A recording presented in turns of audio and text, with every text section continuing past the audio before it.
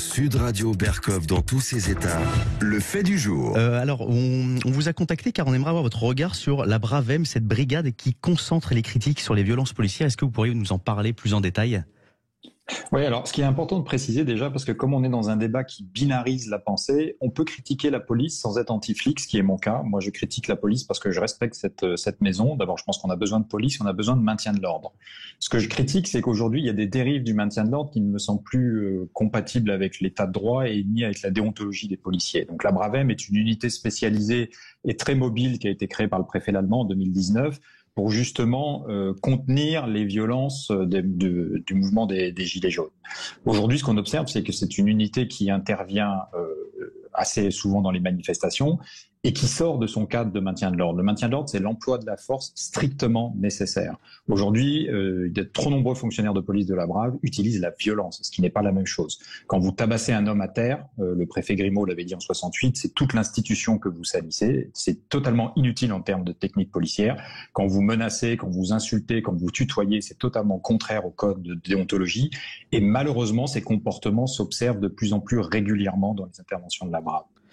Des députés de la France Insoumise demandent depuis leur démantèlement. Est-ce que vous êtes pour cette pétition qui a été lancée vendredi soir ? Alors, je pense que c'est symboliquement de demander le démantèlement de la Brave, ça permet de poser le débat, mais ça ne réglera pas le problème de savoir est-ce que les fonctionnaires de police qui interviennent dans la Brave et qui seront versés dans 2 unités si la Brave était dissoute continueraient à mal se comporter, c'est-à-dire non conformément au texte juridique qui encadre leur action, car c'est ça le fond du sujet. Et ce qui est inquiétant dans la police, et particulièrement en Île-de-France, c'est que pour recruter des policiers, parce que le métier est très difficile de policier, ça il faut l'admettre, c'est usant, c'est épuisant, vous êtes confronté à la face obscure de l'être humain toute la journée et il y a peu de récompenses et de gratifications dans ce métier-là. Donc le niveau de recrutement a baissé, on a baissé les notes systématiquement de façon à recruter des gens, on a baissé le temps de formation initiale. Quant à la formation continue, elle est quasi inexistante pour certaines unités de police. Donc à la fin, vous avez des policiers qui non seulement sont recrutés avec un faible niveau, ne sont pas correctement formés initialement, ne sont pas correctement formés au cours de leur carrière, et à qui on confie des missions importantes, ils portent des armes, et c'est ça le fond du sujet en fait. Donc le vrai débat est celui-là. Mais si la dissolution de la Brave pouvait permettre de poser le débat de fond, pourquoi pas ? Et en réponse à cela, Gérald Darmanin compte 36 enquêtes de l'IGPN et annonce la création d'une cellule anti-ZAD. Qu'est-ce que vous en pensez ? Et je pense que là aussi, il y a une dérive sémantique du gouvernement, reprise d'ailleurs par le préfet de police Nunez, qui est très inquiétante. C'est-à-dire qu'il faut faire attention aux mots qu'on utilise dans un état de droit. Un manifestant, quand bien même il pourrait être violent et commettrait des infractions, n'est jamais un ennemi. C'est clair, il faut faire attention à ça parce qu'un ennemi, on l'élimine. La sémantique qui a trait au terrorisme aussi est très dangereuse parce que qu'est-ce qu'on fait d'un terroriste ? On le neutralise. Un manifestant, aussi violent soit-il, n'a pas à être neutralisé. Donc c'est vraiment important de ne pas faire de surenchère médiatique. Le ministre de l'Intérieur en fait beaucoup. Et je pense aussi qu'il est important de ne pas être dans le déni et dans le mensonge. Ça serait tout l'honneur de la fonction préfectorale et du ministre de l'Intérieur que de dire je soutiens les policiers, mais quand il y a des comportements qui ne sont pas conformes, je demande à ce qu'ils soient sanctionnés. Or aujourd'hui, on refuse d'admettre qu'il y a des comportements qui ne sont pas conformes, qui nuisent à l'image de la police. Je vois que tous les jeunes en manifestation, ça va être des générations anti-flics, et ça, il va falloir le gérer pendant 20, 30 ans. Donc, ça serait vraiment à leur honneur. Et je les invite tous les deux, le ministre de l'Intérieur et le préfet de police, à relire la lettre du préfet Grimaud, écrite en mai 68, après que justement les médias de l'époque aient évoqué de nombreux dérapages dans le cadre des manifestations de mai 68, où il explique qu'il y a des limites qu'il ne saurait tolérer au regard de l'honneur de la police. Et ça, c'est vraiment l'acte d'un homme, d'un grand serviteur de l'État et d'un homme doté d'une grande conscience humaniste. Et André Berkov est avec nous. Bonjour André. Bonjour Lucien, merci à Madame Hidalgo d'avoir transformé Paris en ville poubelle et en ville où on ne peut plus circuler. Excusez-moi, en tout cas, Lucien Gaspard a très bien assuré. Bonjour Laurent Bigot. Bonjour André Berkov. Dites-moi, justement, vous parliez de Maurice Grimaud. Effectivement, moi je ne suis pas un perdreau de l'année, j'ai connu mai 68, bien sûr, en tant que journaliste, et c'est vrai qu'il y a eu 1 ou 2 morts à Flins, mais pendant toute la période de mai 68, avec les barricades, il n'y a pas eu un mort à Paris. Faut quand même s'en souvenir, et c'est beaucoup grâce à Maurice Grimaud. Laurent Bigot, une question. À votre avis, qu'est-ce qui a fait que Depuis quelque temps, cette espèce de manichéisme s'est installé. Évidemment, et vous l'avez dit, il n'est pas question, enfin nous ici à Sud Radio et dans cette émission, on défend la police, je veux dire on défend évidemment l'ordre, c'est l'ordre, ça existe. Il ne s'agit pas de dire que, parce que quand vous êtes agressé, tabassé ou autre, dans la rue ou autre, ben on appelle qui un black bloc ou un policier. C'est toujours ça. Mais qu'est-ce qui fait qu'il y a cette espèce de montée de la tension, c'est blanc ou noir. D'un côté, les policiers, c'est formidable. Non, il n'y a pas. On écoutait encore hier Laurent Nunez qui disait à la fois, oui, il y a eu l'IGPN qui enquête actuellement sur 25 cas, mais la brave FM, non, il n'y a aucun problème. Qu'est-ce qui fait qu'on en arrive, et dans l'opinion, et selon ces je dirais, directions politiques ou partis politiques, à un tel blanc et noir, alors que effectivement, comme vous le dites, il y a des bavures et il y a des incompétents partout.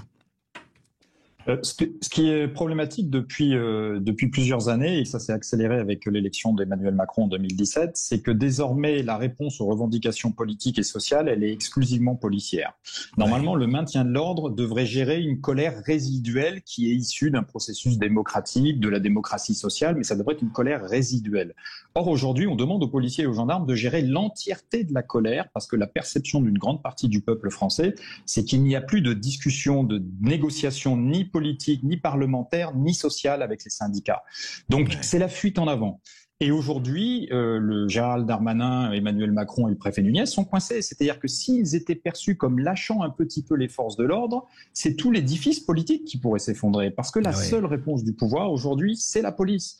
Et c'est ça qui est très dangereux, c'est qu'ils mettent en danger les forces de l'ordre parce qu'ils leur demandent de gérer une colère qui dépasse très largement leur mission.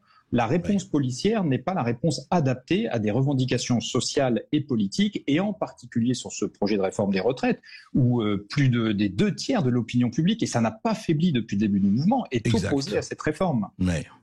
Donc en fait, il y a un rempart actuellement entre une bonne partie de l'opinion, je dirais, de la population, et le pouvoir, ce sont les policiers. Ah, c'est très clairement le cas, c'est-à-dire qu'on leur vraiment, il y a une digue qui est la police et la gendarmerie face à la colère d'une grande partie des Français. Et moi, je m'adresse aux policiers et aux gendarmes. Je leur dis, vous êtes non seulement totalement instrumentalisés pour une réponse politique, or ce n'est pas votre mission. Et deuxièmement, ça joue contre vous, contre votre image. Et surtout, le gouvernement est contraint à la fuite en avant, et ça va être l'escalade de la violence dans les deux camps. Et on est déjà arrivé à des drames. Il y a déjà un syndiqué de Sudrail qui a perdu un œil.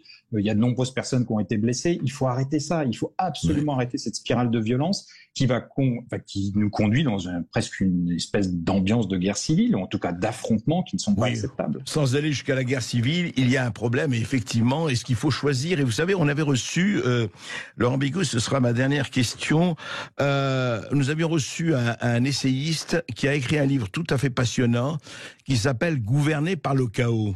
Est-ce que, sans aller jusqu'à prêter des arrière-pensées, d'ailleurs ce ne sont pas des arrière-pensées, est-ce qu'il y a une stratégie du chaos qui est appliquée, d'ailleurs pas seulement par ce gouvernement, dans d'autres pays peut-être? Est-ce que, voilà, en disant on va instaurer le désordre pour que les partisans de l'ordre nous rejoignent? Vous savez, la vieille stratégie, qui n'est pas nouvelle. Oui, il y a sûrement ça. Il y a aussi surtout l'idée que le maintien de l'ordre brutal, voire violent, pourrait décourager les manifestants, et on essaye de parier, enfin je dis on, le gouvernement essaye de parier sur l'usure des manifestants. Mais le maintien de l'ordre, c'est pas décourager les manifestants, c'est d'abord le maintien de l'ordre. La première mission du maintien de l'ordre, c'est de protéger les manifestants. Et ensuite, c'est de faire cesser les infractions et d'intervenir avec la force strictement nécessaire. Donc aujourd'hui, on voit bien qu'il y a un pari du gouvernement qui me semble extrêmement dangereux pour la concorde nationale. Le bilan humain est déjà trop élevé, il a été beaucoup trop pendant la répression du mouvement des Gilets jaunes, il est déjà beaucoup trop dans le cadre de ce mouvement social. Les syndicats n'ont cessé de prévenir, ils continuent de dire que la colère est forte. Donc cette stratégie du chaos qui est aussi fondée sur l'idée « je vais resserrer mes propres rangs en apparaissant comme étant le parti de l'ordre », mais je pense aussi que les manifestants vont se fatiguer, vont avoir peur de la violence, vont jeter l'éponge. C'est une grave erreur, car les colères ne s'effacent jamais, elles ne font que s'additionner, et un jour le vase va vraiment déborder. Oui, vous êtes d'ailleurs, de ce point de vue, plutôt pessimiste quant à l'avenir. Enfin, l'avenir, je dirais, proche.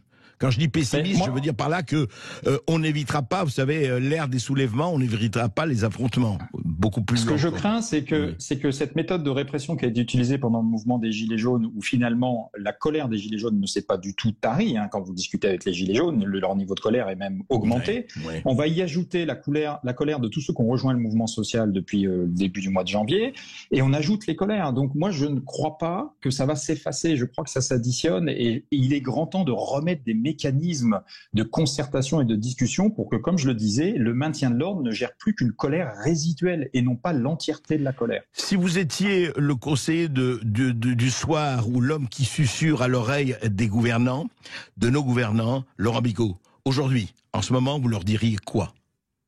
Je n'ai pas cette prétention, mais moi, en tant que citoyen, ce que j'attends du gouvernement et du président, c'est d'avoir toujours une option qui calme le jeu. Il est le président de tous les Français, y compris de ceux qui ne l'aiment pas et de ceux qui n'ont pas voté pour lui. C'est pareil pour le ministre de l'Intérieur.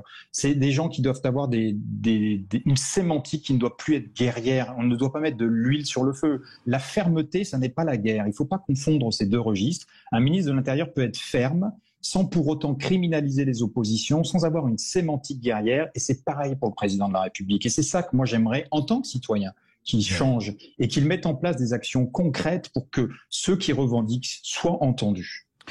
Merci Laurent Bigot. Je rappelle que vous avez été directeur de cabinet du préfet de la Dordogne, puis du préfet de la Corse et enfin du préfet de la Martinique. Vous savez ce dont vous parlez.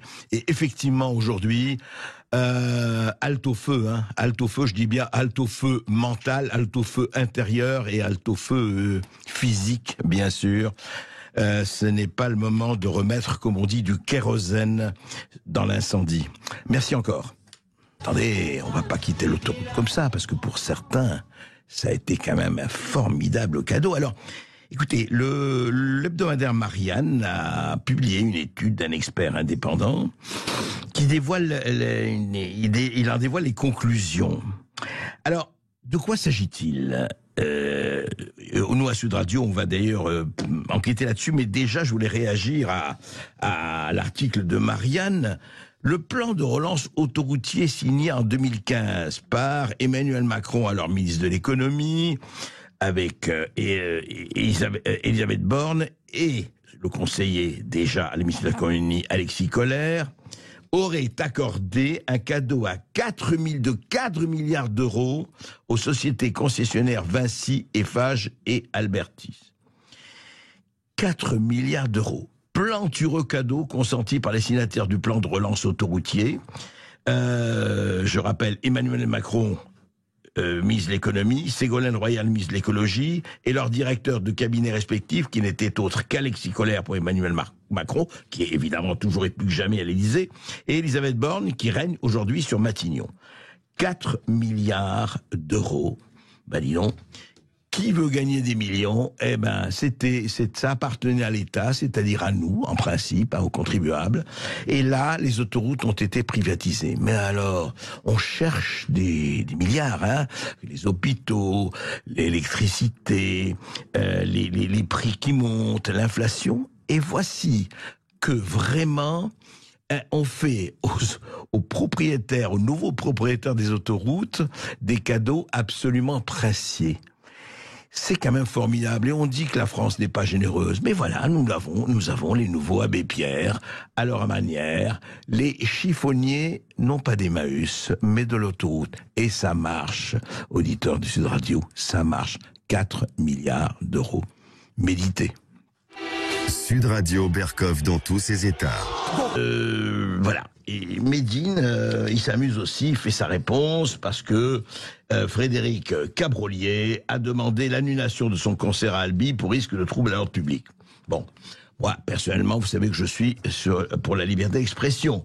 Mais Frédéric Cabrolier, on va en parler, a ses raisons, et on va en parler, et simplement la réponse de Médine est quand même assez bizarre quand même. Vous savez, c'est comme ces personnes, députées ou pas, qui prennent un ballon à l'effigie d'Olivier Dussopt et autres et qui tapent dedans. Comme ces personnes, effectivement aussi, qui font des statues ou des statues, pardon, des mannequins, si vous voulez bien, à l'effigie d'Emmanuel Macron et autres, et qui mettent le feu ou qui décapitent. C'était vrai aussi pour Marine Le Pen, où un député au bout d'une pique transportait sa tête. Et là, eh bien, Médine lance des fléchettes sur les photos des deux élus tarnais qui annoncent porter plainte. Alors, c'est quand même bizarre. Alors, d'abord, Frédéric Cabrolier, bonjour, vous êtes député du Tarn. Bonjour, monsieur Cabrolier. Bonjour. Alors, d'un côté, je voudrais savoir, parce que effectivement, bon, Médine donne un concert, voulait donner un concert chez vous, Albi, et pourquoi vous y êtes opposé? Alors, vous avez parlé de liberté d'expression tout à l'heure, ça tombe bien, parce que dans un premier temps, je m'y étais pas opposé. Ouais. J'avais eu un entretien privé. Donc Oui. ça s'était pas su par rapport à parce que j'avais ma permanence pas loin sur le risque de troubles à l'ordre public. Oui. Et puis il y a eu des événements à Albi à l'occasion notamment des manifestations. Vous aviez, pardon, monsieur Cabrolier, vous aviez rencontré Mehdi, vous avez eu un entretien avec lui? Ah non, pas du tout, non, pas le préfet. Tout. Ah, le préfet, d'accord. Un entretien privé avec le préfet. D'accord. Voilà, qui m'avait d'ailleurs appelé. Oui. Et après, il y a eu un jeudi soir, au cours d'une manifestation retraite, une minorité d'ultra-gauche qui a mis le feu, comme à Bordeaux, à la porte de la préfecture d'Albi. Bon. Ouais. Ensuite, il y a eu la dégradation dans la semaine qui a suivi de la statue de Jeanne d'Arc à Albi. Donc d'ailleurs, j'étais le seul à en faire part. Oui. Et puis, il y a eu l'attaque d'un café. De la devanture d'un café, voilà. Donc dans cette ambiance générale, puisque pour moi Médine réunit, on a la convergence de deux radicalités, celle d'extrême gauche et celle de l'islamisme radical. Et c'était le public qui l'avait. Les Antifa ayant annoncé de Toulouse qu'ils viendraient à ce concert et en feraient une tribune. Eh bien, je suis passé, j'ai embrayé sur ce que demandait M. Carayon, c'est-à-dire l'annulation du concert. Pour risque de trouble à l'ordre public et pour en ces temps, je considérais aussi que la police avait mieux à faire que de mobiliser 150 gendarmes comme ça s'est passé samedi soir pour sécuriser cette manifestation. Ouais. Et donc vous avez demandé l'annulation de son concert et lui rétorque par des tirs de fléchettes, enfin caricaturer des tirs de fléchettes. Et là vous portez plainte. Est-ce vraiment vous voulez porter plainte? Pourquoi? Parce que vous trouvez que trop c'est trop? Parce qu'il y a eu, comme vous le savez, je l'ai évoqué. Vous avez vu le nombre de mannequins, de ballons, etc., de décapitations. Heureusement. Virtuels qui se sont passés, et vous trouvez que trop c'est trop? Eh bien, écoutez, effectivement, on le voit lancer des fléchettes, mais après, on le voit dans une deuxième vidéo montrer ma photo avec une fléchette plantée dans le crâne. Bon, vu tout ce qu'on voit en France depuis même quelques années, c'est pas la première fois qu'on s'en prendrait soit à des policiers, soit à des professeurs, et demain peut-être à des politiques. J'ai déposé plainte et je vais vous lire simplement l'infraction qui a été retenue, puisque pour moi, elle dit tout. C'est que d'ailleurs, tout le monde m'a dit de déposer plainte. J'ai déposé plainte le soir même quand j'ai vu sa première vidéo auprès de la procureure et le lendemain auprès du commissariat. Donc l'infraction qui est retenue, pour moi, parle d'elle-même. Effectivement, pour l'instant, il n'y a pas de crime ou délit, mais c'est une provocation non suivie au crime ou délit par parole, image, écrit ou voix électronique. Et effectivement, on a considéré qu'on ne pouvait pas laisser passer ça, parce que M. Médine ne viendra pas directement m'agresser, mais il peut y avoir n'importe quel... Et vous savez, Albi est une terre de radicalisation et le Tarn est considéré, est dans les 5 départements les plus touchés par l'islam radical, selon toutes les enquêtes. C'est un peu une base arrière par rapport à Toulouse. Donc voilà, et je crois que moi je ne suis pas innocent sur ces affaires-là. Donc on a porté plainte avec M. Carayon, qui est le maire, le député voilà. Tout à fait. On est les deux seuls élus d'ailleurs qui sont montés au créneau par rapport à ce concert. Les autres, ils sont dans un mutisme absolu. On voit là la démission de cette classe politique depuis tant d'années, quoi. Oui, et juste, Frédéric Gabrolier, vous pensez que toute cette situation, vous êtes en politique et vous êtes un élu de proximité, député, c'est pas un élu lointain. Vous pensez que la situation s'est aggravée, de cette espèce d'ambiance qu'il n'y a pas à droite, à gauche, un peu partout. Il y a vraiment une montée de la tension qu'on sent très fort depuis quelques années? Ah oui. Oui, moi je suis très surpris ne serait-ce que de l'ambiance à l'Assemblée nationale et de ce que je vois. Essentiellement, il faut le dire, du groupe LFI, hein, pas tout NUPES, hein, les communistes, il faut le dire, et les socialistes se tiennent bien. Bon, on n'est pas d'accord sur le... Voilà, mais au moins, autre chose. Les autres jouent la stratégie de l'attention, et je parle de ça parce que, pour moi, si à l'Assemblée nationale, on n'est pas capable d'avoir une tenue, il ne faut pas s'étonner que dans la rue, ou dans nos classes, les gamins ou d'autres fassent n'importe quoi. Oui. Et puis il y a un manque de respect. De toute façon, c'est général. C'est pour ça qu'on ne peut pas laisser passer ça. Merci Frédéric Gabrolier. Je rappelle que vous êtes député du Tarn. Merci. On suivra en tout cas cette histoire. Merci à vous. Sud Radio Berkov dans tous ses états. Le face-à-face. Le face-à-face d'André Berkov avec Juan Branco, avocat et docteur en droit, pour son livre Coup d'État, manuel insurrectionnel, édité chez Au Diable Vauvert. Bonjour Juan Branco. Bonjour.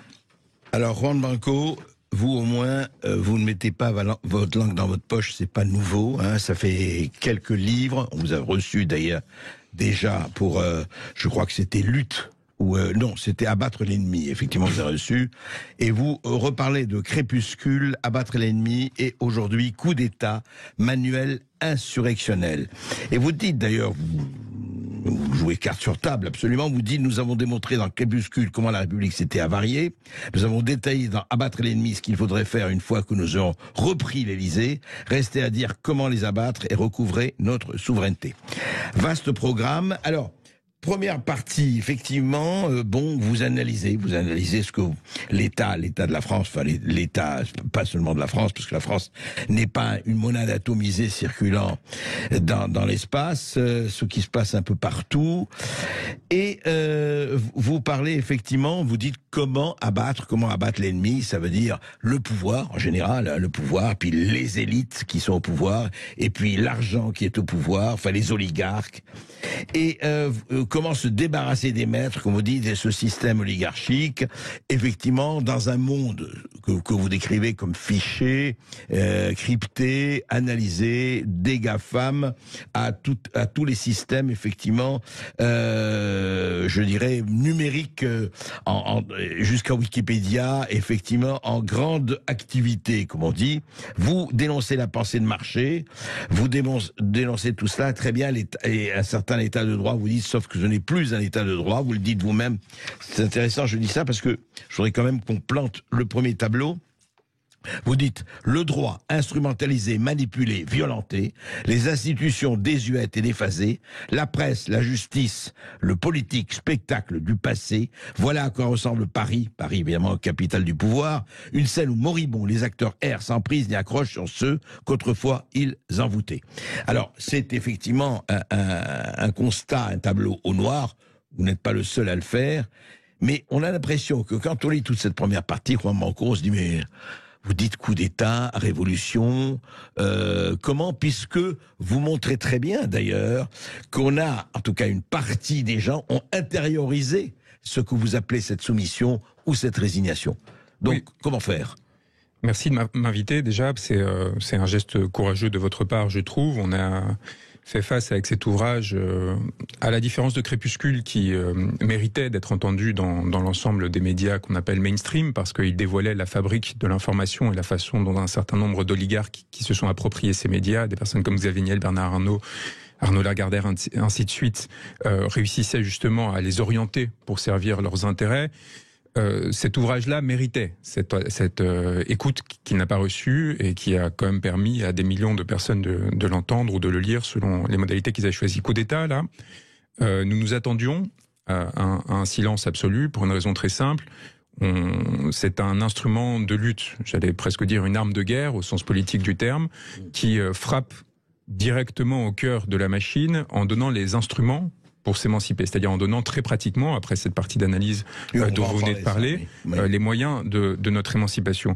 Et donc évidemment, alors à part quelques alliés qui nous ont fait faux bond, comme le Monde diplomatique qui s'était engagé à publier Bonnefeuille et qui a tremblé à la dernière minute, ou Frédéric Tadei qui m'avait toujours accompagné jusqu'ici et qui n'a pas osé organiser un débat sur l'ouvrage, nous nous attendions à pas grand-chose, à part évidemment des personnes comme vous qui restent des petits îlots dans un système qui est complètement avarié. Alors la question qui se pose aujourd'hui, c'est évidemment comment sortir de cet envoûtement qui s'effondre de lui-même. C'est-à-dire qu'en fait, on est, et je pense que la crise sanitaire l'a démontré, dans une situation où la contestation presque par principe devient systématique et généralisée. On ne croit plus en la parole de l'État. On ne croit plus en la parole du politique. Et quelque part, c'est fortement mérité. Et la question, c'est comment est-ce qu'on reconstruit un édifice politique et démocratique, au sens le plus profond du terme, c'est-à-dire qui appartienne au peuple, qui recrée de la croyance, qui recrée de l'adhésion et qui permettent à nouveau de faire société. Donc, tout ce premier diagnostic initial consiste à dire, en fait, il faut rompre les murs pour reprendre à partir de zéro. À système constant, ça ne marchera pas. Sans mettre en prison un certain nombre d'oligarques, sans fermer un certain nombre d'institutions, sans transformer radicalement le fonctionnement de la justice, en faisant élire les magistrats et ainsi de suite, nous n'arriverons nulle part. Nous n'arriverons nulle part. Justement, alors nous n'arriverons nulle part. Mais là, vous y allez quand même fort, et je trouve... Personnellement, vous parlez de décapiter, vous parlez d'égorger, vous ne parlez pas seulement de mettre en prison. Bon, vous y allez, dire que le sang coule. Est-ce que vous jouez pas un peu votre Robespierre de sous-préfecture là? Non, parce que évidemment, quand on parle d'égorgement et de rendre gorge, c'est des figures littéraires, et je pense que le lecteur sincère s'en rendra compte. Par contre, la question de mettre en prison un certain nombre de personnes et de transformer notre droit pénal pour qu'il soit au service du peuple et contre un certain nombre d'élites dépravées, je pense que ça a un sens fondamental. J'analyse, par exemple, d'un point de vue théorique, la disparition de la peine de mort, la suppression de la peine de mort, comme étant en fait le fruit d'une crainte qui pesait sur un certain petit Paris que je décris depuis la Révolution française. Cette inquiétude qu'à nouveau cet outil qui est le seul en fait à potentiellement rompre leur impunité s'applique à nouveau à eux. La peine de mort a été justement abolie à mon sens en France parce qu'elle n'avait fini que par s'appliquer sur les populations. Vous voyez, Juan Branco, alors c'est intéressant parce que effectivement vous avez un raisonnement. Encore une fois, il y a des choses que je partage, des choses que je ne partage pas du tout. Mais vive la discussion et vive le débat.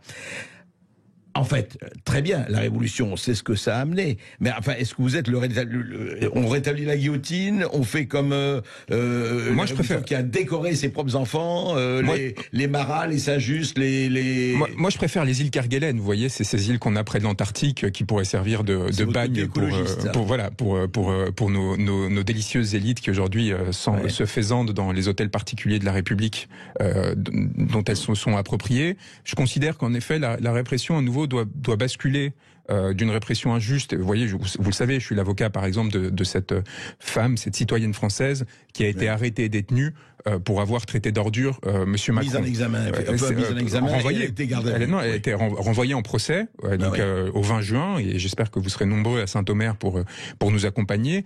Combien de pays au monde enferment des personnes parce qu'elles ont qualifié un président de la République d'ordure? Vous voyez, donc cette réorientation de l'appareil répressif et judiciaire qui s'occupe enfin et à nouveau des affaires de corruption, de la dépravation de nos dirigeants, elle me semble essentielle pour à nouveau... On parle de retrouver notre souveraineté, mais notre souveraineté, en fait, elle est atteinte par quoi? Elle est atteinte avant tout par le pillage qui lui-même est le fruit de l'impunité. Impunité qui repose sur plusieurs pieds, un appareil judiciaire qui est évidemment à la solde du pouvoir, un appareil médiatique que j'ai décrit dans Crépuscule, dont on voit en fait comment il oriente les débats, les discussions, les indignations, de façon à s'assurer que la colère soit toujours du peuple contre le peuple, et non pas du peuple contre ses dirigeants. Et donc en fait, on propose une architecture qui recompose tout ça. Alors justement, là-dessus, j'ai lu votre livre et la première partie de votre livre qui analyse tout ça. Mais dès le départ, il y a quand même une contradiction et j'aimerais que vous en parliez. Vous dites que effectivement, la chose la plus essentielle au départ, c'est la fin d'un modèle de production fondé sur les énergies fossiles, amène à une nouvelle répartition des recettes. C'est le début de votre livre, tout début. Effectivement, il y a l'énergie fossile et le nucléaire, et maintenant on veut les énergies renouvelables, etc. Mais vous voyez bien, et c'est là c'est intéressant, les contradictions. Parce qu'elles s'exercent aussi au sein des élites, et pas seulement françaises, mais mondiales. Primo, par exemple, on voit très bien que et franchement, ce n'est pas seulement à Sud Radio ou ailleurs, et heureusement, que par exemple, il y a aujourd'hui une offensive très forte menée par des scientifiques, menée par des techniciens, en disant attention, éoliennes, panneaux solaires, intermittents du spectacle, c'est pas ça qui réglera le problème. C'est-à-dire que j'ai l'impression que vous faites bon marché des contradictions au sein même de pas ces élites, enfin, entre guillemets, gouvernementales, mais des gens compétents qui savent dont ils parlent, qu'on reçoit. C'est vrai, vous avez vu, pour ce qui s'est passé avec le sanitaire. Aujourd'hui, regardez, tout ce qui était considéré comme complotiste aujourd'hui s'effondre comme un château de cartes, ou en tout cas presque. Ce qui est ne parlons pas de la guerre Russie-Ukraine, mais regardez par exemple les contradictions entre le milliardaire Trump et le milliardaire Biden. C'est pas du tout la même politique, c'est pas du tout la même chose. Oui, mais vous n'en parlez pas. Parce que pour moi, j'essaie de m'extraire de ces débats, parce que pour moi, il y a un point commun aux puissances oligarchiques, aux personnes qui ont des grandes ressources et qui cherchent l'accaparement de ces ressources de façon massive, c'est que ces ressources dépendent toujours de l'exploitation des populations, systématiquement. Et donc pour moi, que ce soit la taxe carburant qui a déclenché le mouvement des Gilets jaunes, ou aujourd'hui la réforme des retraites, c'est la même chose. C'est-à-dire que le seul objectif, c'est de accroître la pression sur les populations pour débloquer des ressources qui pourront être redistribuées à travers l'État. Et en fait, l'État joue un rôle de redistributeur. L'État concentre les ressources à travers les taxes et les impôts. Donc, elle capte des ressources sur l'ensemble du territoire, chez les travailleurs français et à l'étranger dans les autres États. Et ensuite, elle va redistribuer selon des choix qui sont censés être politique. C'est-à-dire que théoriquement, ces ressources-là, elles vont être distribuées selon des priorités que l'on va se choisir à travers l'élection. On va décider, plutôt qu'on soit d'un camp de l'autre, de plutôt investir dans l'écologie, dans l'énergie, dans la sécurité, etc.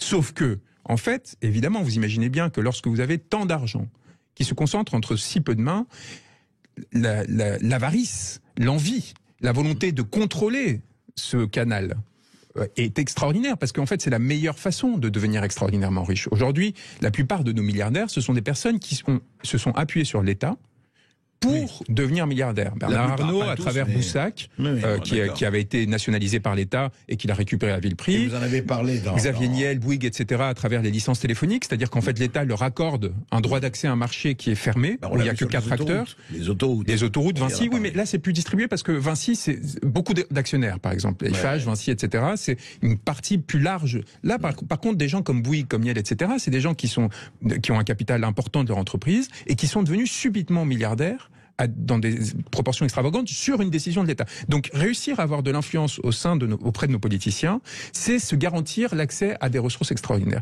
Et donc, c'est le capitalisme de connivence. Voilà. Et donc, ces circonstances-là, la transition énergétique, c'est une raison nouvelle de capter des ressources, c'est-à-dire que l'État va dire il nous faut assurer cette transition, donc il nous faut accroître la pression fiscale sur les populations, et là-dedans, en fait, les entrepreneurs, les personnes qui seront le plus proches du pouvoir seront celles qui récupéreront une plus grande partie du magot. Mais Juan Branco, justement, alors, et là vous allez me dire c'est l'aliénation qui joue, mais pardon, moi je suis frappé, vous parlez beaucoup, et vous avez raison, et on en a parlé ici, par exemple, on ne voit pas, pour avoir d'ailleurs les portables, les voitures électriques et le tout électrique, on fait des cancer cities en Chine, on sait qu'il y a des milliers d'enfants en tout cas qui meurent de leucémie au Congo, hein, où on va extraire le cobalt, le fameux cobalt dont on a besoin, enfin les terres rares, etc. On sait comment c'est exploité là-bas, vous en parlez et on en a parlé aussi. Simplement, vous avez toute une partie de la population écologiste politique ou autre qui semble, et justement c'est pour ça que il n'y a pas que ceux qui drainent l'argent, il y a une partie de la population qui dit bon oui mais ça, attendez, ce qui est important c'est voilà la dépollution, la fin du CO2, etc., ce qui ne veut rien dire. Et le reste qui se passe au Congo et ailleurs, on sait pas qu'on s'en fout, mais bon, ben c'est loin. Oui, mais écoutez, ça c'est toujours le débat sur le rapport à la violence. Vous voyez, en fait, tant que la violence vous est invisible ou est invisibilisée, vous n'allez pas vous sentir responsable. Quand vous avez des millions d'animaux qui sont sacrifiés dans les abattoirs tous les jours, vous ne le voyez pas. Et tout est fait pour que vous ne le voyez pas. C'est pour ça que je trouve ça intéressant qu'on soit d'accord ou pas avec leur lutte sur ce que font un certain nombre de collectifs qui mettent des caméras dans les abattoirs, etc. Et donc, quand vous mangez votre steak, vous n'avez pas conscience que vous avez fait tuer plutôt un animal pour pouvoir le manger. Et donc ça, en fait, vous pouvez le déployer sur toutes les questions. Le steak, moi je mange la viande et ça, je sais qu'on tue un animal. Non, mais vous y pensez pas à chaque fois vous mangez, vous voyez. Enfin, et vous l'avez pas fait vous-même, vous l'avez pas vu mourir. Et peut-être que si vous le voyez, ça changerait. Et d'ailleurs, on avait des modes de consommation beaucoup plus raisonnables il y a 2 siècles, où vous aviez le cochon que vous alliez exploiter jusqu'au dernier moment, c'est-à-dire la moindre trace viande, pour manger. Mais vous en mangez, mais vous mangez votre viande et vous alliez du coup avoir une consommation plus raisonnable. Non, mais encore une fois, moi je suis pas particulièrement vegan ou quoi que ce soit, mais c'est exactement la même chose. C'est exactement la même chose, par exemple, avec Olivier Dussopt. Sur le débat qu'on a eu sur la question, un député qui l'avait traité d'assassin, qui n'a pas eu le courage de tenir sa position, il a raison. Quand vous créez de la violence sociale, vous accroissez de la violence sociale en signant un document dans votre ministère, sous les dorures, etc. Vous êtes un homme très pacifique. Vous êtes un homme très pacifique, vous ne faites de mal à personne, vous respectez, vous êtes très courtois vis-à-vis des êtres, sauf que des millions de personnes derrière vous vont voir leur quotidien, la qualité de leur vie au quotidien décroître, ils vont voir leur souffrance accroître et donc les violences se propager. Donc vous êtes facteur de violence. Donc à un moment donné, la question de savoir, de percevoir la violence, de la rendre perceptible. Et après, quand on va me répondre, ah oui, mais envoyer les gens au Kerguelen, envoyer Olivier Dussopt au Kerguelen, ce serait vraiment très violent.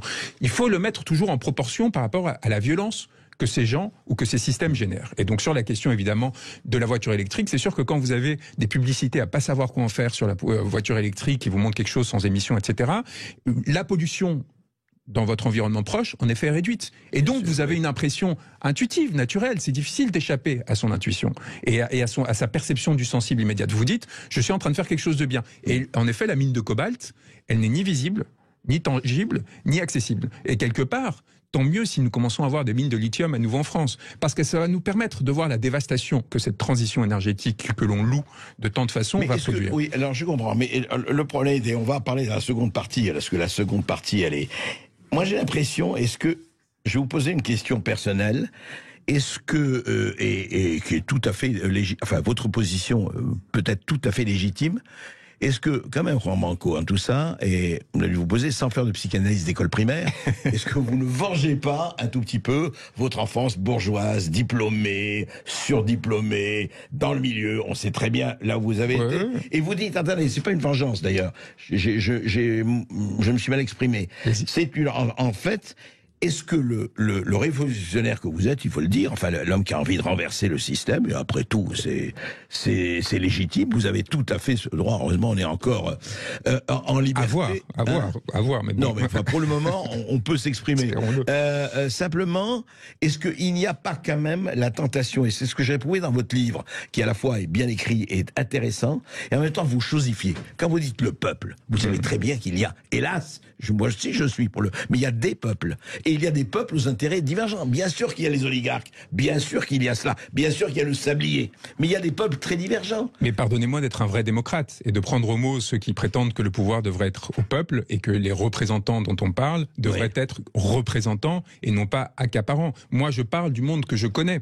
C'est-à-dire, moi, je pars de ce petit Paris que j'ai si grandi, dans lequel j'ai grandi, que j'ai si fréquenté et dont je vois la vanille absolue et l'absence de qualité qui justifie les privilèges et les accaparements auxquels il se voue. Et je vois aussi surtout de façon systématique comment ce système produit de l'avidité, produit de la laideur, y compris en ces mondes. Et donc je considère que pour eux-mêmes, il serait bon de le renverser. Il serait bon de passer en fait à une bascule qui permettrait au peuple, en effet, de se responsabiliser et donc de s'unifier. Parce que si vous redonnez au peuple la possibilité de prendre des décisions, de retrouver une partie de sa souveraineté, il va chercher de la cohésion.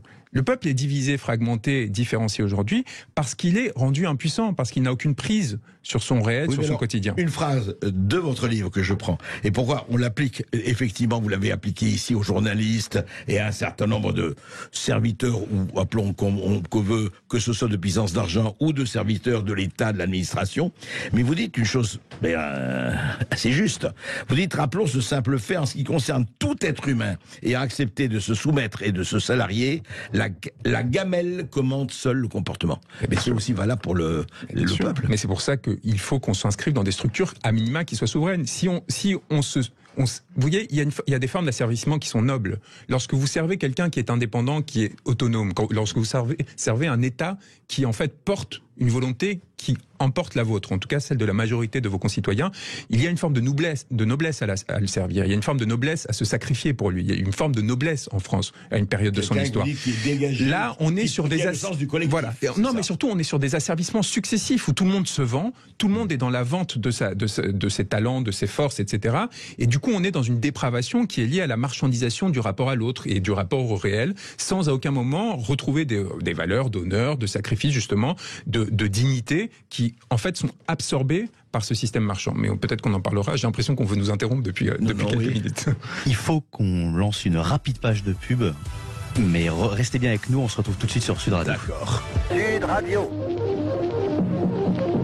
Les Français parlent au français. Je n'aime pas la blanquette de veau. Je n'aime pas la blanquette de veau. Sud Radio Berkoff dans tous ses états. Ah, je suis pas le seul, hein. Je suis pas le seul. Juan Branco, lui aussi, est dans tous ses états, avec Coup d'État, justement, paru aux éditions du Diable Vauvert, manuel insurrectionnel. Et alors, j'en arrive aussi, on va parler de ça. Juan Branco, autant j'ai trouvé que votre analyse, on en reparlera, la France, pays des contremaîtres, entre n'étant plus un empire, comme les nouveaux empires qu'on voit, américains, bien sûr, qui est toujours là, qui demeure, puis russes, chinois, indiens, BRICS et compagnie, la dédollarisation, tout ça, on va en parler, d'ailleurs, avec nos auditeurs aussi. Et alors, quand on arrive à la partie pratique, alors les manuels insurrectionnels, allez-y les gars, emparez-vous du pouvoir. Alors là, vous n'y allez pas de main morte, c'est très intéressant. Les préfectures, les mairies, des sabotages, le palais de justice, on y va. Allez, en masse, centre des impôts, les banques de données, il faut les prendre, les réseaux électriques, les câbles sous-marins, les raffineries, les stations de pompage, je cite, hein, les caméras, vous savez, de vidéosurveillance, etc., les antennes relais, les services de gendarmerie, les sabotages, les lieux de privilégiature, alors évidemment, les assemblées, l'Élysée, on ne sait pas, mais le Sénat, la DGSE, DGSI, le centre, l'armée, il faut voir, et certains services, les aéroports, les centrales. Bref, un manuel du coup d'État que vous enverrez curieux Malaparte quand il a écrit le sien. Sauf que, est-ce que vous n'êtes pas un peu naïf, Jean Branco, quand vous dites ça? Mais écoutez, je suis un oligarque ou je suis l'État et j'ai quand même quelques moyens. Je dis, écoutez, ce jeune homme, il nous donne un peu la liste. On va s'occuper peut-être de voir un peu de la liste. C'est-à-dire que ce qui m'a étonné, et je comprends en même temps, c'est que vous dites, allez les gars, qui est derrière, on ne sait pas, mais enfin, peu importe, disons le peuple, hein, je vous suis là-dessus. Vous dites, allez, voilà, regardez tout ce qu'il y a à faire et vous donnez des détails sur des pages et des pages, le réseau ceci, XY, etc. Est-ce que c'est pas franchement un peu naïf tout ça, Jean-Louis? Alors, il y a plusieurs éléments. D'une part, je pense que c'est mon rôle, si on me considère comme intellectuel, c'est de donner des instruments à mes lecteurs pour devenir actifs. Vous voyez, un intellectuel qui se contente de faire penser à la place d'eux et de satisfaire son lecteur. Je sais bien. Non, mais pour moi, c'était une forme de conséquence dans l'idée de dire, OK, comment est-ce que je me rends utile et j'utilise les outils que m'a donné l'Université française dans la recherche, etc., pour réussir à centraliser toutes ces informations qui sont difficiles à accéder et dresser un panorama d'ensemble sur l'ensemble du territoire qui permette à l'ensemble des Français de se mobiliser. Parce qu'en fait, on a toujours cette vision naïve en pensant qu'il suffirait de prendre l'Élysée ou qu'il faudrait prendre l'Élysée pour provoquer une transformation du territoire. Or, c'est beaucoup plus difficile et facile à la fois. C'est-à-dire qu'en fait, ce que je montre avec cette liste, en effet, il y a quasiment plusieurs centaines de lieux, je pense que j'énonce, en tout cas près de 100, c'est qu'en fait, le pouvoir est au bas de votre porte. Et au bas de votre porte, et dans un moment de révolution, comme aurait pu le devenir les Gilets jaunes, si on avait fait cette cartographie préalable, eh bien, le sort de cette révolte aurait été tout autre. Et notre capacité à provoquer cette bascule aurait été tout autre. Quant à la capacité de sécurisation de l'État, en fait, elle est infiniment faible. Il y a des endroits que je cite ici, dont je donne des coordonnées précises, qui sont perdus au milieu de nulle part. Je peux vous dire que le simple fait de poster un gendarme ou un policier, un seul, à côté, serait en fait impossible. Ça, c'est la première parade. Or, l'efficacité d'aller en ces lieux-là peut être très importante parce que c'est des lieux cardinaux, notamment pour l'approvisionnement des beaux quartiers de la capitale, etc. Bon, je laisse le lecteur découvrir tout ça, mais vous voyez bien que dans les moments de plus grande crise en France, de tension entre l'État et le peuple, cela a été rappelé par M. Darmanin lui-même. C'est 15 000 membres des forces de l'ordre qui ont pu être mobilisés. 15 000 personnes Vous savez, c'est rien. 15 000 personnes face à des masses de centaines de milliers, voire de plusieurs millions dans les moments de pic, de personnes qui sont mobilisées. Donc si la volonté, à un moment donné, est bien à cette bascule, si elle intervient, et s'il y a bien une volonté majoritaire dans le pays pour provoquer cette bascule, il n'y aura aucune difficulté à la mettre en œuvre. La question, Je suis moins sûr. On va en parler. Mais c'est pour ça. Et j'aimerais dire un mot quand même sur tous ces débats sur la violence policière, etc. Non, je comprends. Non, mais attendez. On va en parler. Non, je promets, on va avoir le temps d'en parler tout de suite après. Vous nous appelez au 0826 300 300 pour interpeller Juan Branco, avocat, sur son livre Coup d'État, manuel insurrectionnel. À tout de suite sur Sud Radio, 0826 300 300. Sud Radio, Berkov dans tous ses états. Sud Radio, les clés d'une vie, Jacques Pessis. Samuel Le Bihan, le personnage d'Alex Hugo qui vit à la montagne, lui a permis d'atteindre les sommets de l'audience. Mais il a fait bien d'autres choses au cinéma et au théâtre et surtout, il n'a jamais cessé de défendre de grandes causes chères à son cœur. Samuel Le Bihan est dans les clés d'une vie, aujourd'hui sur Sud Radio. Sud Radio, les clés d'une vie, 21h-22h, Jacques Pessis. Lidl, réélu encore et encore, meilleure chaîne de magasins de l'année dans la catégorie supermarché. Allô patron, ça tourne pas rond. Pour nous? Bah oui, dès demain, la boîte de 12 macarons de luxe est à 3,99 €. Moins de 4 € les 12 macarons. Ah oui, et il y a 6 parfums. Oh, comme mon préféré, le chocolat. Ouais, bah nous on est marron. Lidl, trop fort sur les prix depuis 13 ans et c'est vous qui le dites. Étude Kantar Prométhée Cansec 2022. 27,71 € le kilo, 144 grammes, transformé en Belgique. Offre valable jusqu'à épuisement des stocks. Plus d'informations sur Lidl.fr. Pour votre santé, évitez de grignoter. Il y a l'énergie que l'on aime dépenser sans compter et l'énergie que l'on aimerait bien économiser. Grâce à Elio, concrétiser votre projet de rénovation énergétique est un jeu d'enfant. Isolation, changement de chaudière, des travaux ou démarches administratives, Elio vous accompagne dans toutes les étapes de votre projet et vous avance même le montant des aides auxquelles vous avez droit. Pour en savoir plus, rendez-vous sur elio.com. Mano. Pour les pros, le bon réflexe pour vos travaux, c'est Mano Pro. Parce que quand on est pro, on aimerait faire autre chose que parcourir les rayons pour trouver son matériel. Sur Mano Pro, c'est toute une équipe d'experts disponibles 7 jours sur 7. Ça, c'est du travail de pro. Rendez-vous en ligne ou sur l'appli Mano Pro. Mano Pro, on bosse pour vous. Sud Radio Menton. 97.9. Sud Radio. On commande à manger? Bof, si c'est pour dépenser une fortune. Mais non, les mardis et jeudis chez Domino's, toutes les pizzas medium sont toujours à 7,99 €. Toujours à 7,99 €? Oui, t'as bien entendu. Toujours à 7,99 €. C'est les mardis et jeudis fous. Prix conseillé à emporter hors supplément. Conditions et magasins participants sur dominos.fr. Pour votre santé, évitez de grignoter. Un impact à réparer? Un pare-brise à remplacer? Prenez rendez-vous en 3 minutes sur carglass.fr. Et en ce moment, pour toute réparation d'impact ou remplacement de pare-brise, Carglass vous offre 60 € sur une sélection de produits Karcher. Oui, 60 € offerts. Nettoyeur haute pression, lave-vitre, aspirateur, nettoyeur vapeur, c'est vous qui choisissez. Avec 60 € offerts, il y a même des produits qui ne vous coûtent rien. Alors prenez vite rendez-vous sur carglass.fr, c'est jusqu'au 7 avril. Faut pas rater ça. Carglass répare, Carglass remplace. Voir conditions sur carglass.fr. La Maison Thirier présente sa définition du bonheur. Le bonheur, c'est de dévorer une délicieuse brioche aux pralines roses les yeux fermés, sans avoir à se demander où elle a été fabriquée.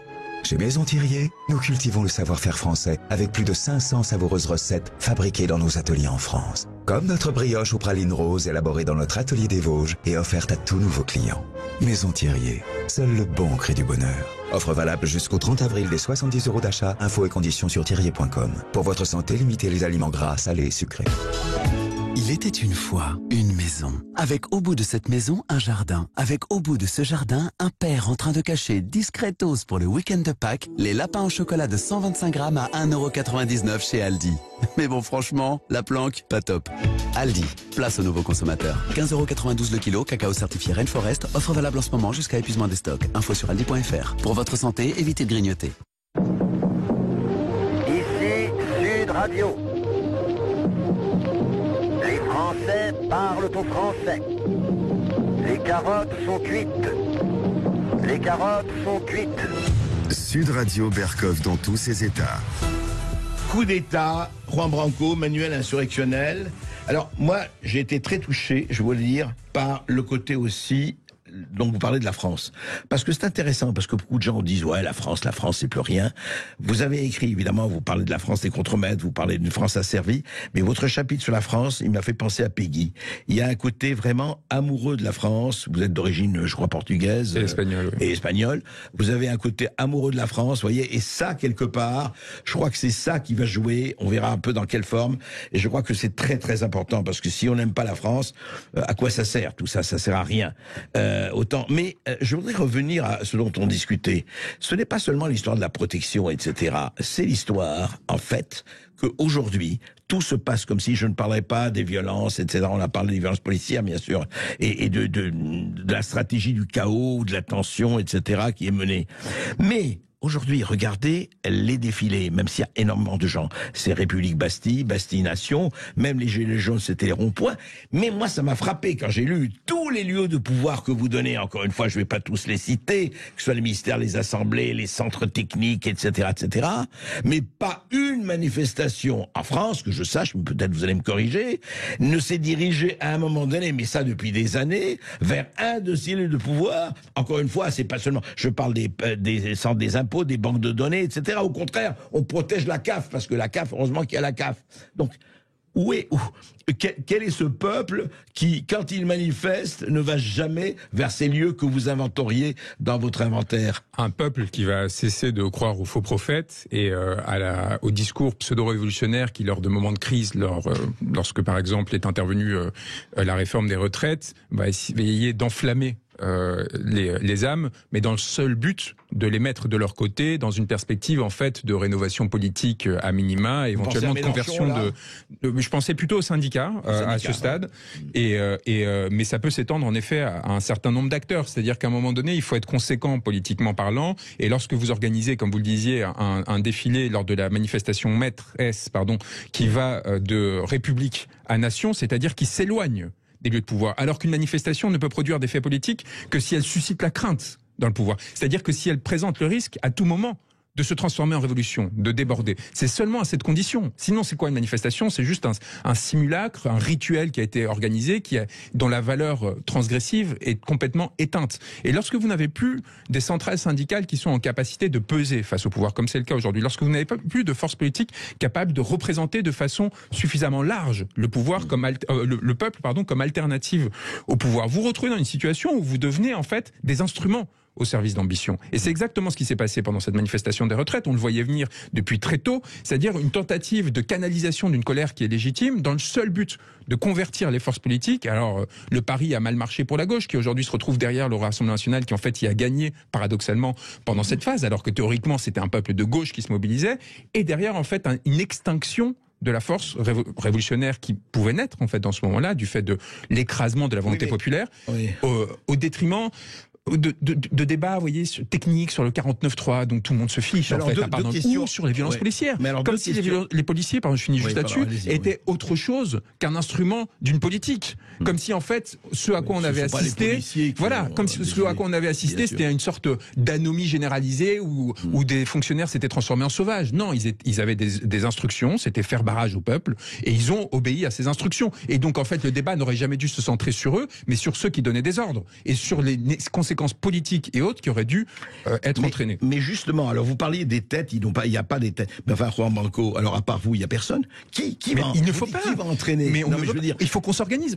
Il faut qu'on s'organise. Non, mais à l'échelle groupusculaire, en fait, la force de ce livre, à mon sens, c'est qu'elle donne des instruments aux gens qui sont mobilisés, qui sont aujourd'hui en colère, qui ne voient pas de débouché à cette colère, et qui, depuis les Gilets jaunes, se sont en fait défaits parce que il n'y a pas eu de suite à ce mouvement, qu'il y a eu derrière le Covid et ainsi de suite. L'idée, c'est de se dire, aujourd'hui, en fait, le politique est tout autour de vous. Les lieux de pouvoir sont tout autour de vous. Vous n'avez pas besoin d'être 100 000 sur les Champs-Élysées. Par contre, ne cédez pas à l'anomie. Ne commencez pas à avoir des gestes sacrificiels qui consistent à saboter des choses, etc., en dehors de mouvements organisés, massifs, et dont vous êtes sûr qu'ils représentent la volonté populaire. Sinon, vous allez en prison pour rien. Moi, j'ai sorti des gamins de 18 ans de détention parce qu'ils avaient envoyé un pavé pendant la manifestation des retraites. J'étais peiné parce que je savais que ce geste avait été complètement inutile et que toute leur vie, ils allaient porter le poids de ce geste parce qu'ils avaient été abandonnés par la collectivité. Mais justement, alors juste avant de donner la parole à nos auditeurs, on pourrait en parler pendant des heures parce que c'est une vraie question, une vraie problématique.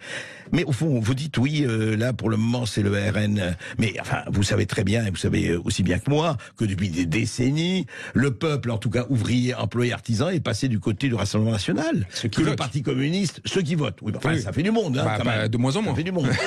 Je suis d'accord. De moins en moins. Non mais j'ai fait annuler une élection. Vous appelez le peuple. Non mais il est passé.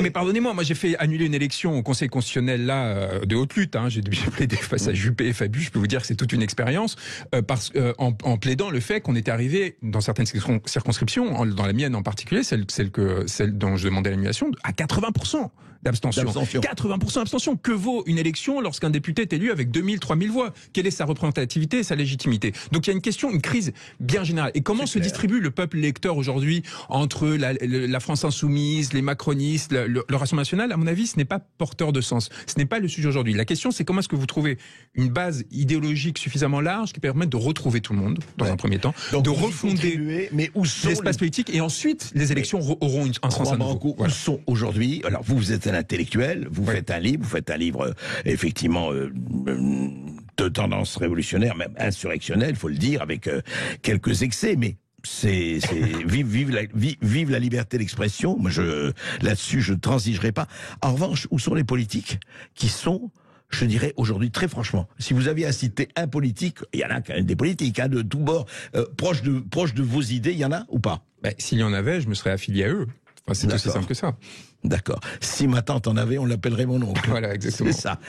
Nos auditeurs, Lucien. Oui, vous avez la parole sur Sud Radio 0826 300 300 et on accueille Chantal de Bastia. Bonjour Chantal. Bonjour Chantal. Bonjour André, bonjour Monsieur Juan Branco. Alors j'ai entendu, vous avez plus ou moins répondu à ma question. Alors déjà, ne pensez-vous pas, Monsieur Branco, que rester justement avec LFI, RN, Macron, pensez-vous pas qu'aujourd'hui nous sommes plutôt les mondialistes d'un côté et les souverainistes de l'autre? Est-ce que vous êtes prêt à, pas forcément vous mettre sur une liste, mais en 2024, nous allons avoir des élections européennes, à soutenir, enfin d'abord, est-ce que vous êtes plutôt souverainiste? Est-ce que l'Europe, pour vous, il faut en sortir? Et est-ce que vous êtes prêt à vous engager derrière une liste? Juan Branco. Je ne participerai certainement pas au jeu électoral. Non, je dis pas de participer, d'accompagner ou de soutenir. D'une quelconque façon, parce que j'avais appelé à l'abstention ou au vote blanc dès 2017 dans l'entre-deux tours, et ce qui m'avait coûté à l'époque de lourdes récriminations.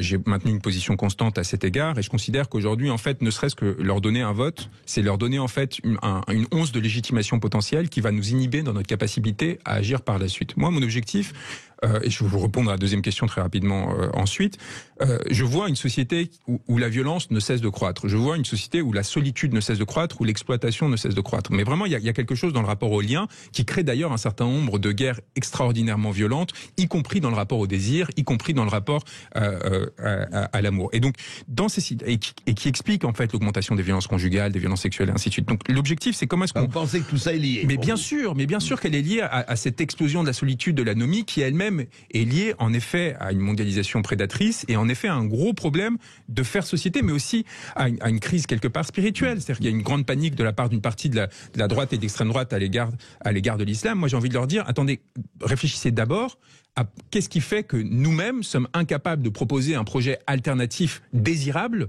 autre que fondé sur des dispositions consuméristes, en fait, qui crée une accroche immédiate, qui pousse des gens à migrer, et ainsi de suite. Face à l'islamisme radical, avoir une vraie...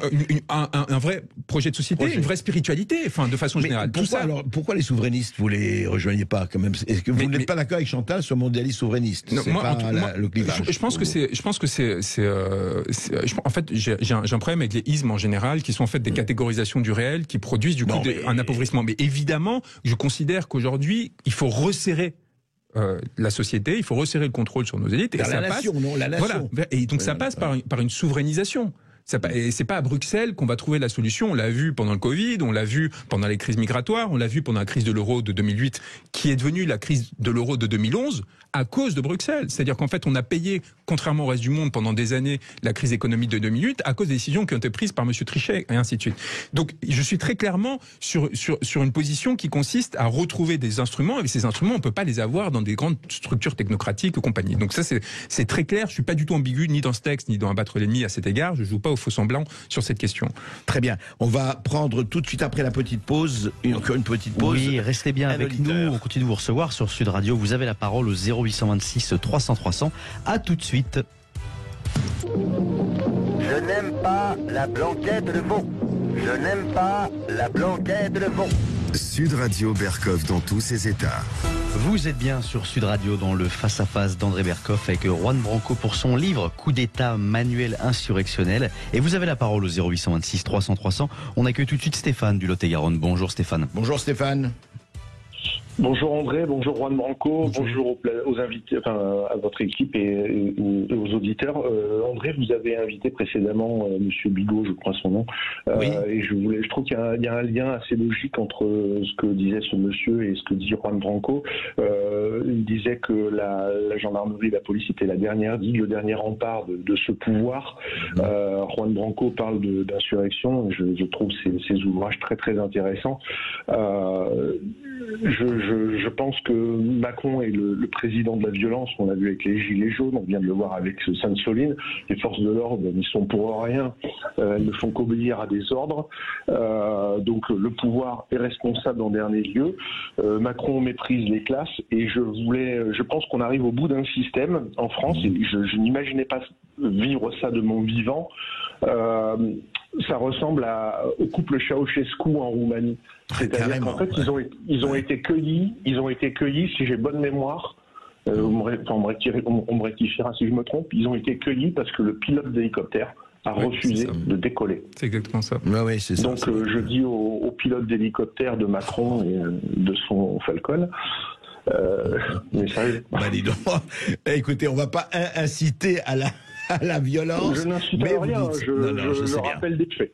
Je sais bien. Non mais Stéphane, c'est bien. Alors justement, vous dites, Juan Branco, sans prendre vos désirs pour des réalités, vous pensez qu'on est à la fin d'un cycle, vraiment ? On est clairement dans une phase d'épuisement et la question c'est qui va payer ? Est-ce que c'est le peuple ou est-ce que c'est ceux qui se sont gavés pendant des années ou des décennies, en sachant que nous-mêmes, il faut garder cette modestie. Vous parlez à chaque fois, est-ce que le peuple est bon ou pas bon ? Enfin, vous me posiez cette question. Parce que le peuple n'est pas divisé, etc. Non, mais c'est vrai qu'il faut prendre en compte qu'en tant que peuple, nous sommes aussi relativement à d'autres peuples et d'autres territoires gavés pendant cette phase-là. C'est-à-dire que nous avons, chacun d'entre nous, un certain nombre d'esclaves qui nous fabriquent un certain nombre d'objets du quotidien, de téléphones, d'habits et ainsi de suite. Et donc, ça aussi, il faut le prendre en compte au moment de vouloir faire la révolution, c'est-à-dire qu'on est encore en position de pouvoir et d'exploitation, y compris lorsque l'on est les plus misérables de sauf que cette société produit de plus en plus massivement, quand je parlais de solitude et ainsi de suite, il y a des millions de personnes aujourd'hui qui sont en France défonctionnalisées. C'est-à-dire à qui on ne donne aucun rôle au sein de ces sociétés. Et ça, c'est pire. Ils ne savent plus où ils habitent. Et c'est pire que d'être l'esclave de quelqu'un. C'est-à-dire qu'on vous fait sentir, et c'est pour ça que je pense que les termes de M. Macron étaient plus réfléchis et plus pensés qu'on pourrait le penser, on vous fait sentir comme si vous n'étiez rien. Et en effet, aujourd'hui, et le peuple des Gilets jaunes, c'était celui-là, c'est un peuple qui se révoltait presque existentiellement avant tout, pour dire j'ai le droit d'exister, j'ai le droit d'avoir un rôle au sein de cette société, je ne veux pas être juste un consommateur, quelqu'un qui récupère un certain nombre de résidus de richesses produites ailleurs et que l'on veut bien me donner pour que je me tienne tranquille. Et c'est ce peuple-là, ce peuple sombre qui se révoltera un jour et qui portera la lumière dans ce pays, j'en suis convaincu. Alors c'est bien d'être convaincu, je trouve c'est bien d'être convaincu, mais c'est là où effectivement moi je suis plus sceptique que vous, encore qu'on peut se poser la question, parce que est-ce que quand même, vous le savez très bien, et Dieu sait s'il y a des écrivains qui ont écrit, y compris des écrivains très révolutionnaires, la pauvreté engendre la résignation. La pauvreté, mais justement, hélas. Mais la perte de fonction, la perte de rôle dans la société, la perte de capacité à aimer, à désirer, la perte de possibilité de se lier à l'autre, d'avoir des amitiés, d'avoir une estime de soi et ainsi de suite, l'humiliation que subit au quotidien ce peuple de la part de ses dirigeants sont des puissants vecteurs révolutionnaires. En cela, on doit les remercier parce qu'en révélant régulièrement leur mépris, leur assurance, ils nous donnent des instruments pour les subvertir et pour nous resouverainiser. Donc ça, je crois vraiment qu'on est dans une situation, en fait, et Macron, c'est l'archétype du bourgeois décrit par Balzac et Zola dans ses ouvrages au XIXe siècle, du petit ou moyen bourgeois de province, particulièrement disgracieux, méprisant, qui est dans une suffisance et aussi une petitesse. Macron à l'étranger, contrairement à ce qu'on pense, c'est souvent la honte. On l'a vu en Afrique récemment, il y a une sorte d'absence de perception des enjeux globaux. Enfin, pour vous donner un exemple, Macron, là il va en Chine. La dernière fois qu'il est allé en Chine, je ne sais pas si vous vous souvenez quand c'était, moi je m'en souviens très bien, c'était en novembre 2019, donc au moment où une épidémie naissait, qui allait devenir une pandémie, et vous savez ce qu'il défendait ? Il défendait la levée des restrictions sanitaires pour favoriser la vente de porcs français en Chine. Je veux dire, cet homme est à la remorque du réel extraordinaire, et ça personne ne l'a noté, et personne ne semble s'en souvenir, évidemment, on sait comment la mémoire est fabriquée et refabriquée par la mémoire. Cet homme est à côté de tout en étant convaincu de tout savoir. Et donc c'est là, y compris au détriment de son peuple. Et c'est là où il y a une forme de force subversive.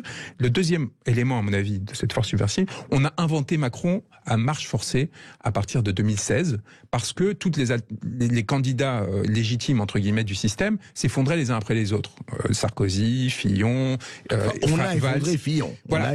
Oui, ils chutaient les uns après les autres, et donc il a fallu, en fait, à marche forcée... Aujourd'hui, c'est devenu difficile d'inventer de nouvelles figures comme on l'a fait avec Emmanuel Macron, surtout parce qu'on est devenu plus attentif, parce qu'en fait, notamment via des ouvrages comme Crépuscule et compagnie, on a démontré comment la machine pouvait se mettre en branle pour nous vendre un espoir. Alors ils essaient de le faire, c'est pitoyable. Un jour c'est Édouard Philippe, l'autre c'est Gabriel Attal, l'autre encore c'est Gérald Darmanin. Vous voyez, ils tournent comme ça, le tourniquet. Marlène Schiappa. Voilà, peut-être demain Marlène Schiappa. Ils essayent de tester des trucs parce qu'ils voient bien que la chose commence à s'épuiser, que leur monopole sur le politique et donc sur la distribution de ressources commence à se fragiliser. Donc ils essayent de voir qu'est-ce qui pourrait éventuellement nous accrocher. Il faut résister à ça. Il faut résister à cette croyance. Il faut commencer à s'organiser. Et vous me disiez, qu'est-ce qu'il y a à part vous ? Il faut justement qu'il n'y ait personne, qu'il n'y ait de dépendance vis-à-vis de personne, parce que l'enjeu c'est pas d'avoir un grand leader. Mais il faut des instruments. Non, mais il faut aussi une incarnation. Il faut des instruments qui permettent de créer l'alternative. Vous n'éviterez pas l'incarnation. Je vous promets que si vous donnez les instruments à ce peuple, comme à l'époque des Gilets jaunes, ce peuple se reconnaîtra lui-même. Si les Gilets jaunes avaient eu les instruments qu'on leur donne là et que j'essaie de fabriquer avec eux, parce que tout ça est aussi le fruit des très nombreux déplacements que je fais pour les défendre aux quatre coins du territoire, des rencontres qu'on fait ensemble, de tout ce qui me rapporte de la réalité de la France et ce qui m'a fait en fait aimer ce pays, parce qu'il m'a fait le découvrir. Moi j'étais un petit garnement du 6e, 5e arrondissement qui allait au Festival de Cannes à Venise, enfin qui parcourait le monde, etc. Ce qui me permet justement de ne pas avoir ce provincialisme de Macron, mais qui faisait de moi un petit con, pardonnez-moi l'expression. Et ces dernières années m'ont permis un ancrage sur ce territoire qui m'a permis d'affiner ma pensée et, à mon sens, de commencer à devenir utile à ces gens qui, à un moment ou à un autre, se soulèveront, je vous le garantis. Eh bien, écoutez, je ne sais pas, on vous écoute, on verra bien, qui vivra, verra. Merci beaucoup, chers auditeurs, d'être toujours aussi nombreux à nous écouter. Et merci à Juan Branco, avocat, pour son livre Coup d'État, manuel insurrectionnel, édité chez Au Diable Vauvert. Tout de suite, l'émission de Brigitte Lay. À tout de suite sur Sud Radio.